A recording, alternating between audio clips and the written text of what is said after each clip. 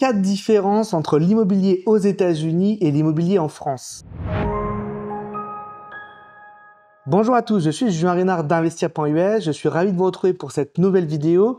Alors aujourd'hui, on va parler des grandes différences qui existent dans l'immobilier entre le marché américain et le marché français.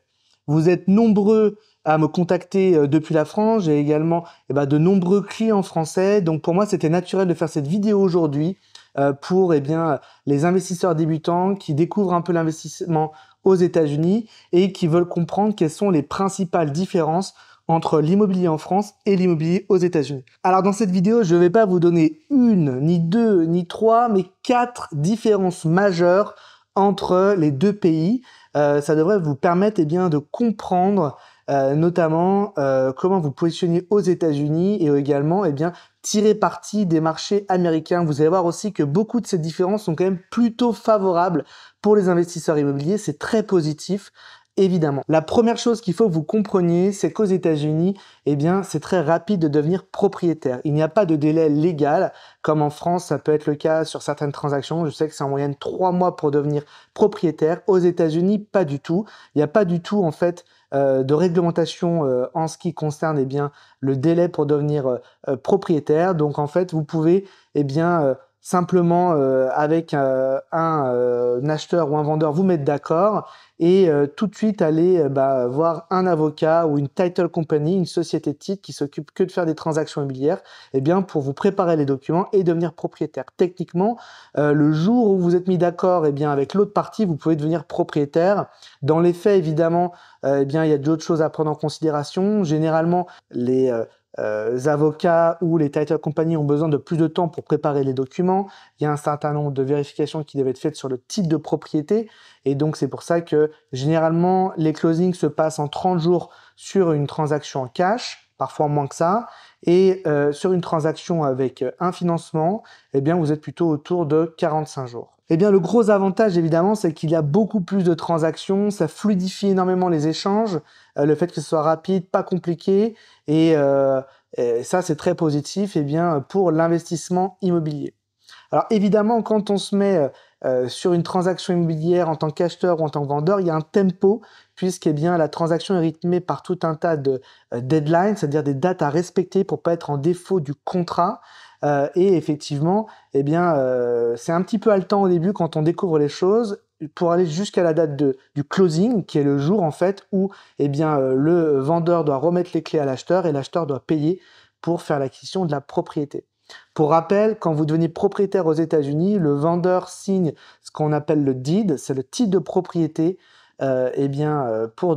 qui permet de montrer qu'on est propriétaire du bien. C'est un peu comme une carte grise d'une voiture et donc ce titre de propriété vous est remis et ça veut dire qu'on vous a transféré la propriété qui est référencée sur le titre. Deuxième grosse différence avec la France, c'est ce qui concerne le background check. En fait, là, je vais vraiment rentrer plus dans la logique d'investissement immobilier. Évidemment, qui dit investissement, généralement, ça rime avec locataire. Le gros avantage qu'on a aux États-Unis, c'est que beaucoup d'informations sont public recorded, c'est-à-dire qu'elles sont visibles de tout le monde. Alors évidemment, aujourd'hui, avec Internet, on peut tout voir en ligne, beaucoup d'informations, et notamment sur les locataires, via le numéro de sécurité sociale du locataire que l'on lui demande quand il fait une demande de dossier, quand il dépose un dossier pour louer un bien. On peut voir à la fois s'il a des antécédents judiciaires, type casier judiciaire, mais également s'il a des enjeux de dette, s'il a des dettes en arriéré, s'il a des problèmes pour payer ces dettes, ces crédits. Vous savez qu'aux États-Unis, on fonctionne avec beaucoup de crédits.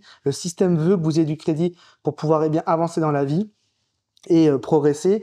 Et donc, ce qui est très important, c'est de vérifier ses antécédents, de faire un background check, comme on dit. Et effectivement, ça permet d'être extrêmement serein quand on fait rentrer son locataire parce qu'en fait, on peut connaître toute sa vie.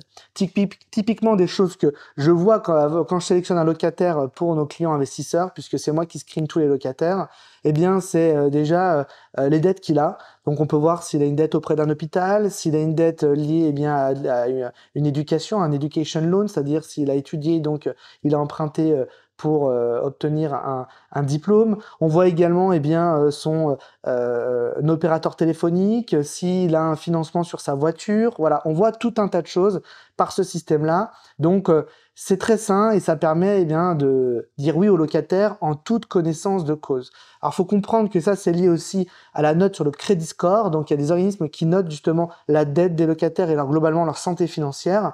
Quand vous avez donc ces dettes, cette note va jusqu'à 820. Quand vous êtes au-delà de 720, vous êtes un très bon élève. Entre 620 et 720, vous êtes un élève moyen. Et en dessous de 620, vous devez travailler dur parce que vous êtes, on va dire, un petit peu dans le rouge. Il faut que vous remontiez votre note et donc notamment assainir vos finances et payer votre dette notamment. Autre gros avantage aux États-Unis, et ça, j'ai beaucoup de clients français qui m'en parlent, puisque j'ai beaucoup de clients français qui sont eux-mêmes propriétaires en France.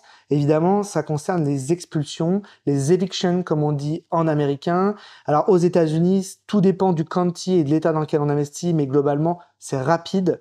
La réglementation est en faveur du propriétaire. En tout cas, on va dire que la balle est plutôt au centre, avec effectivement la capacité pour le propriétaire de reprendre le contrôle de son bien par une procédure légale. Généralement, une fois que lorsque le locataire est en défaut de son bail, alors ça peut être un retard de paiement, ça peut être d'autres choses qui sont inscrites dans le bail qu'il a signé, il faut le notifier si il donne une période curative qui peut être de plusieurs jours, 3, 4, 5 jours. Si cette période est passée et que le problème n'a pas été résolu, là, il faut passer le dossier à un avocat qui lui va le soumettre au tribunal local du county ou de la city. Et effectivement, derrière, il y aura un hearing, c'est-à-dire un appel à la cour avec une date où le locataire et le propriétaire devront se rendre et où une décision sera prise. Alors si un des deux parties ne s'y rend pas, il est jugé par défaut coupable. Et puis tout simplement, à l'issue de ce jugement, on a une résolution qui s'opère légale. Et donc là, effectivement, on rentre dans la procédure d'éviction, et c'est-à-dire que derrière, le locataire doit partir généralement s'il n'arrive pas à régler le problème. S'il refuse de partir, derrière, ça se passe manu militari avec les services du shérif qui viennent tout simplement sortir le locataire. Vous avez déjà dû voir ces images-là dans des films, notamment aux États-Unis. Alors, je tiens à dire que ce sont des situations extrêmement exceptionnelles. Moi-même, je les ai vécues vraiment une poignée de fois. Tout ça part évidemment du fait qu'on doit sélectionner son locataire correctement, qu'on doit garder un contact positif avec le locataire. Avant d'arriver à ces extrêmes-là, il y a des enjeux de discussion et parfois il vaut mieux que le locataire parte de lui-même en payant une pénalité plutôt que d'aller sur des évictions, parce que c'est quand même pas très positif. Mais cet outil existe et effectivement, il est utilisé. En tout cas, c'est une épée de Damoclès au-dessus de la tête des locataires, entre guillemets, qui doivent respecter leurs engagements. Et ça, c'est très positif. Il n'y a pas d'enjeu de se faire squatter sa propriété aux États-Unis. C'est impossible que ça fonctionne. Également, en termes de réglementation, je sais qu'en France, par exemple, il y a des mois, notamment la trêve hivernale, où on ne peut pas expulser son locataire. Ici, aux États-Unis, ce n'est pas possible. Généralement, une éviction, tout va dépendre du county, mais ça se passe en 30 à 45 jours, toute la procédure à partir du moment où on a notifié le locataire qu'il était en défaut de son bail. Allez, quatrième gros avantage d'investir aux États-Unis par rapport à la France, de mon point de vue, c'est qu'aux États-Unis, nous avons un système centralisé concernant l'immobilier. Ça s'appelle la MLS.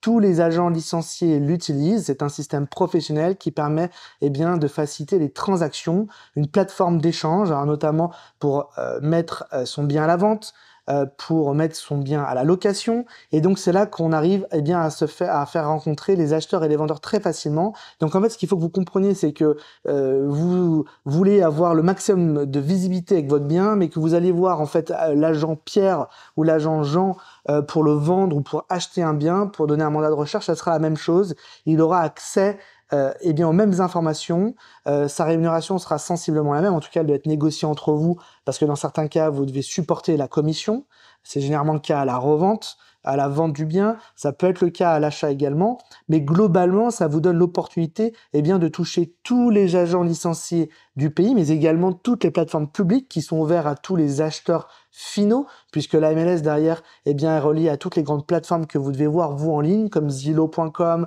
Realtor.com, Redfin ou Trulia ou tout un tas d'autres, je ne les ai pas toutes citées, mais globalement c'est de de l'AMS que tout part, et c'est parce qu'on a ce système globalisé. Donc ça, clairement, c'est une grosse aide pour les investisseurs, puisque ça donne beaucoup de fluidité sur le marché. Ça permet vraiment d'avoir un niveau de transaction supérieur, d'avoir un maximum d'informations pour que les acheteurs et les vendeurs se rencontrent. Et puis c'est ça, un marché idéal, c'est qu'il y a un maximum de rencontres entre les acheteurs et les vendeurs qui trouvent un accord et que la transaction puisse se passer.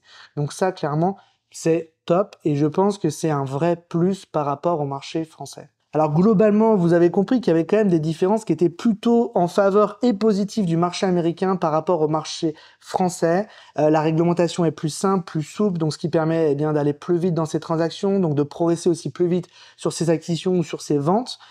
C'est également plus simple de mettre un bien à la location comme d'acheter ou de vendre, puisqu'on a accès à un système centralisé qui va toucher l'ensemble des personnes qui vont regarder sur le marché à travers la plateforme professionnelle MLS, mais toutes les plateformes affiliées qui sont le grand public. Donc vraiment des choses très positives avec l'immobilier aux États-Unis. C'est bien pour ça que ce pays est vraiment un pays excellent pour faire de l'investissement immobilier. Y a beaucoup d'avantages. J'espère que ça vous a plu. Si vous venez de France, n'hésitez pas à me contacter si vous voulez aller plus loin dans la démarche, vous êtes intéressé pour investir dans l'immobilier américain. Une seule adresse, contact@investir.us. Voilà, si vous allez, vous avez aussi, dans votre entourage quelqu'un qui peut être intéressé, n'hésitez pas à partager cette vidéo, à liker, et puis je vous dis à très bientôt. Bye bye.